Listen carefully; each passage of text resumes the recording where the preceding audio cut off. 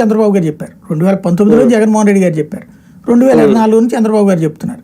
ఇది ఒక నిరంతర ప్రక్రియ, ఒక్క రోజులో అయిపోయేది కాదు. సేమ్ టైం ఎవరి చేతిలో పెడతారు ఈ పోర్ట్లు? ఇప్పుడు కృష్ణపట్నం పోర్టు ఎవరో ప్రైవేట్ వాడి చేతికి ఇచ్చారు. ఇప్పుడు బియ్యం అక్రమ రవాణా జరుగుతుందంటే ఆడొప్పుకుంటేనే కదా జరిగేది అక్కడ. లేదు ఇంకోటి అక్రమ రవాణా జరుగుతుందంటే వాడు ఒప్పుకుంటేనే కదా జరిగేది. అంతర్జాతీయ చట్టాల ప్రకారం బియ్యం వచ్చేయడం నేరం కాదు. బట్ మన చట్టాల ప్రకారం రేషన్ బియ్యం అమ్మడం తప్పు. ఇవి ఎలా అమల్లోకి వస్తాయి?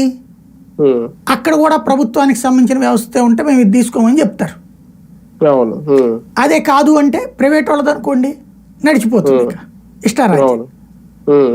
అది తేడా. కానీ ఒకటి సార్, నిజంగా మీరు అన్న దాంట్లో ఒక పాయింట్, ఈ పోర్టులన్నీ, ఎందుకంటే మొన్నటి వరకు పోర్ట్ అంటే అదాని అంటే పోర్ట్ అనేది, కొన్ని పోర్టులకు సంబంధించి కూడా జగన్ హయాంలో అదానికి ఇచ్చారు అనేది. ఇప్పుడు ఈ మారిటైమ్ లో పాలసీలో పూర్తిగా తీర ప్రాంతాల అభివృద్ధి అనేది కీలకం, అవసరం కూడా. కానీ ఈ పోర్టుల విషయంలో మళ్ళీ అదాని కాదని వేరే వాళ్ళకి ఇస్తారా? లేదంటే ఇప్పుడు అదాని మీద ఈ అంశం, ఈ కేసులు ఇవన్నీ ఉన్నాయి కాబట్టి ఆయన పక్కన పెడతారా? అంటే రాష్ట్ర ప్రభుత్వ పాలసీ ఎలా ఉండబోతుంది దీని మీద? ఇప్పుడు అదానికి జగన్ దోచిపెట్టేటట్టయితే అతను అడిగేది ముందు పోర్ట్లు. అవును, గంగవరం పోర్టు కొన్నాడు, కృష్ణపట్నం పోర్టు కొన్నాడు, మరి మిగతా పోర్టు కూడా అతనే తీసుకునేవాడు కదా. కానీ ఇవ్వలేదే జగన్మోహన్ రెడ్డి.